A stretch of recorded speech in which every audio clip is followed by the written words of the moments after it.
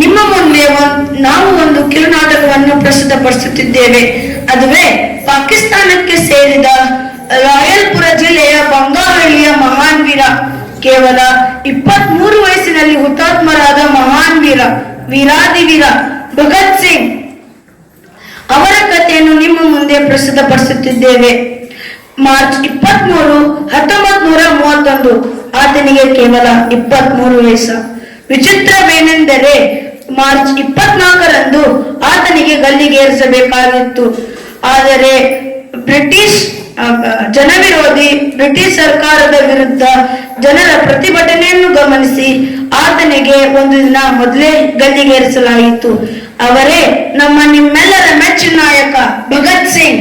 ತಾಯಿನಾಡಿಗೆ ತನ್ನ ತಾಯಿಯನ್ನು ಬಿಟ್ಟು ಕೊಟ್ಟ, ತನ್ನ ಪ್ರಾಣವೇ ಬಲಿದಾನಕ್ಕೆ ಕೊಟ್ಟ ಮಹಾನ್ ದೇಶಭಕ್ತನ ತಾಯಿ ವಿದ್ಯಾವತಿ ಜೈಲಿನಲ್ಲಿರುವ ತನ್ನ ಮಗ ಭಗತ್ ಸಿಂಗರನ್ನು ಭೇಟಿಯಾಗಲು ಬರುವ ದೃಶ್ಯ.